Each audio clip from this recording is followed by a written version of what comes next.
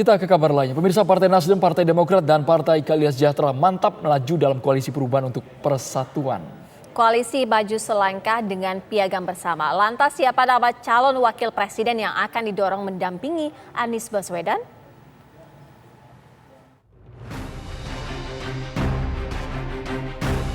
Aroma politik menjelang pemilu memang semakin semerbak.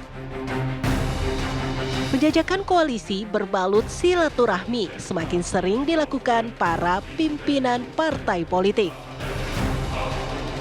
Namun, bicara soal koalisi, baru Partai Nasdem, Partai Demokrat, dan Partai Keadilan Sejahtera yang selangkah lebih maju dibanding koalisi lainnya. Koalisi perubahan yang sebelumnya digagas Partai Nasdem, Demokrat, dan PKS kini berubah nama menjadi Koalisi Perubahan untuk Persatuan. 3 parpol yang bergabung sudah bersepakat. Tiket Anies ke istana pun sudah di tangan. Tiga-tiganya berhimpun kemudian menandatangani dokumen yang menunjukkan 2 hal. Satu, formalitas, yang kedua adalah kolektif gitu. Nah, karena itu yang paling penting hari ini adalah dengan begitu maka dapat dikatakan Pak Anies sudah memiliki tiket yang cukup untuk menempuh langkah-langkah selanjutnya. Gitu. Hari ini adalah akad nikah Koalisi Perubahan untuk Persatuan, Partai Nasdem, Partai Demokrat, Partai PKS bersama mencalonkan Mas Anies dengan sekian prasyarat-prasyarat yang sudah kita sepakati. Gitu. Setelah tiket capres di tangan, lantas siapakah sosok yang akan mendampingi Anies Baswedan dalam pemilihan presiden 2024? Itu tugas yang diberikan oleh capres kepada kami tim 8 untuk mematangkan itu, untuk melakukan proses penjaringan, mendiskusikan itu dalam banyak variabel metodologi mekanisme. Satu, tentu sebangun dan sebangun dengan aspirasi publik, siapa yang diinginkan oleh publik. Yang kedua, kami akan sowan, kami akan berkunjung ke tokoh-tokoh agama, tokoh masyarakat, tokoh publik untuk mendapatkan input siapa yang kemudian dikehendaki. Memang hingga kini Anies Baswedan belum menentukan pasangan untuk menemani langkahnya di pemilu 2024. Sejumlah nama sempat santer disebut masuk bursa untuk mendampingi Anies. Mulai dari nama Ketua Umum Partai Demokrat Agus Harimurti Yudhoyono (AHY), mantan Gubernur Jawa Barat Ahmad Heriawan, hingga Gubernur Jawa Timur Khofifah Indar Parawansa. Dari Jakarta, tim TV One mengabarkan. Partai Nasdem, Partai Keadilan Sejahtera, dan Partai Demokrat resmi mendeklarasikan koalisi mengusung Anies Baswedan sebagai calon presiden dalam pemilu 2024. Koalisi itu kini diberi nama Koalisi Perubahan untuk Persatuan atau KPP. Namun selain Anies Baswedan sebagai calon presiden, koalisi ini belum juga menetapkan siapa yang akan diusung sebagai wakil presiden. Mandat penunjukan wapres diberikan kepada Anies Baswedan. Adakah gerakan baru dari koalisi ini? Lalu siapa calon wapres yang telah dilirik? Sudah bergabung bersama kami sejumlah narasumber. Kami masih mencoba menghubungi Ketua DPP PKS Al Muzamil Yusuf, tapi sudah bergabung bersama kami Wasekjen DPP Partai Demokrat Jansen Sitindaun dan juga pakar politik Burhanuddin Muhtadi. Selamat petang Bapak-bapak. Ya, selamat petang Mbak. Selamat petang. Iya, kita ke Bang Jansen terlebih dahulu. Bang Jansen, sejauh ini apakah nama AHY akan tetap didorong, diusung untuk sebagai cawapresnya? Jadi sebelum ke sana ya, pertama kami ingin mengucapkan terima kasih dulu kepada tim kecil, atau kalau dalam piagam kerjasama itu disebut sebagai tim persiapan koalisi perubahan untuk persatuan, begitulah. Atas kerja keras teman-teman ini ya, berdasarkan mandat dari 3 ketua umum partai, sehingga kemudian piagam kerjasama sudah ditandatangani dan publik luas di Indonesia hari ini sudah bisa melihat bahwa koalisi perubahan ini solid, gitu dia. Karena ada cukup banyak tuduhan kemarin, itu dia.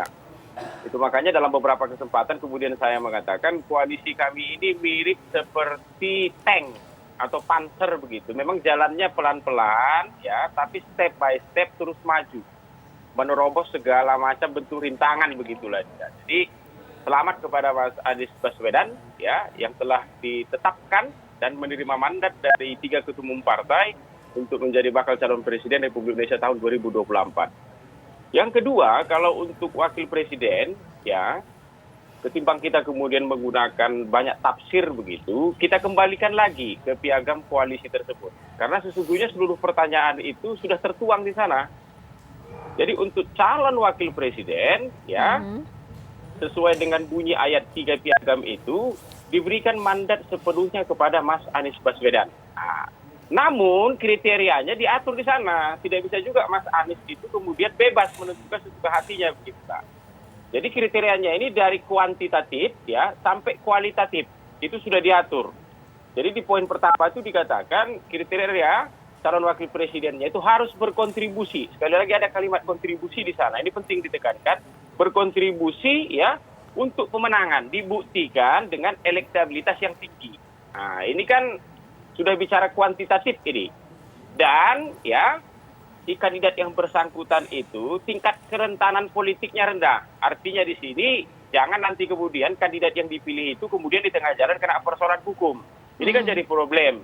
Itu dia. Yang kedua dikatakan berkontribusi dalam memperkuat dan menjaga stabilitas koalisi dan lain-lain begitulah sampai 5 poin.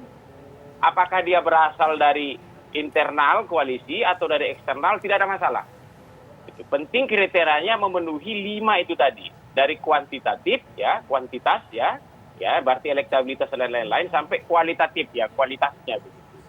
Itu mungkin pembuka, Andro. Baik, Bang Jansen, kita ke Mas Burhan dulu melihat bagaimana kacamata dari Mas Burhan memandang yang baru ada namanya piagam perubahan. Tadi poin-poin sudah disebutkan oleh Bang Jansen. Mirip-mirip sih, tapi ada poin baru yakni ya mau tidak mau capres yang diusung ini harus bisa berkontribusi, harus ketika memilih cawapresnya harus yang berkontribusi untuk kedepannya. Bagaimana Mas Burhan memandangnya? Ya, pertama kita ucapkan selamat kepada Nasdem, Demokrat, dan PKS yang telah mendeklarasikan secara kolektif ya Anies Baswedan sebagai bakal calon presiden. Ini penting. Karena bagaimanapun ada aspirasi yang cukup lumayan di tengah masyarakat agar kubu perubahan ini diwakili oleh sosok seorang Anies Baswedan. Nah, dan menurut saya apa yang dideklarasikan oleh 3 partai kemarin itu semacam ujung dari perjuangan yang selama ini coba mereka lakukan agar Anies Baswedan bisa mendapatkan tiket. Meskipun nanti harus diuji di proses pendaftaran di KPU. Nah, pertanyaannya adalah siapa cawapres? Ini kan satu pertanyaan yang sering kita dengar berkaitan dengan proses pencapresan. Nah, dilihat dari satu klausul yang tadi disebutkan oleh Bung Jansen tadi, menurut saya benar kalau bobot soal kontribusi elektoral harus diletakkan di atas segalanya. Karena bagaimanapun seideal apapun cawapres yang akan dipilih oleh Anies atau oleh capres yang lain, itu kalau misalnya kalah dalam proses kompetisi elektoral tidak ada gunanya itu semua program atau visi misi. Program atau visi misi itu bisa dilakukan kalau menang. Nah, karenanya perlu dicari cawapres yang bisa memberikan kontribusi elektoral. Nah, masalahnya adalah siapa yang dianggap punya kontribusi elektoral. Nah, ini pertanyaan menarik. Pertama dari sisi signifikansi cawapres itu clear ya, Andro ya.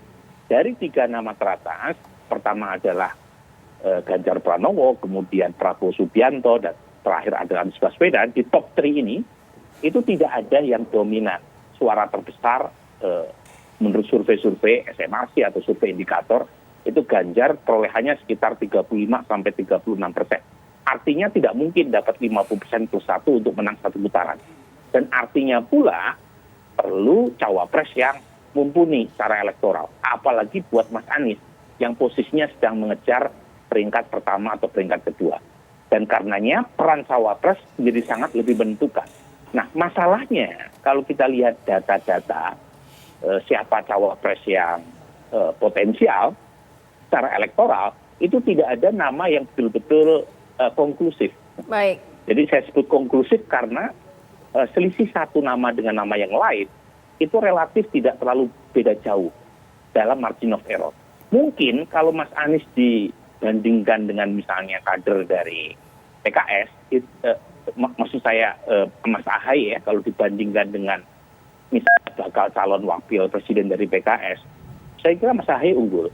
Tapi kalau dibandingkan dengan nama-nama lain yang bisa punya kontribusi agar Mas Anies bisa mengalahkan Ganjar atau Pak Prabowo, mungkin perlu waktu untuk menguji elektabilitas pasangan Mas Anies agar lebih bisa punya dampak elektoral di 2024 nanti. Baik, kita tanyakan langsung ke Pak Muzamil. Sejauh ini apakah PKS sendiri akan tetap mengusung dari PKS atau akan rela dari Demokrat gitu, AHY?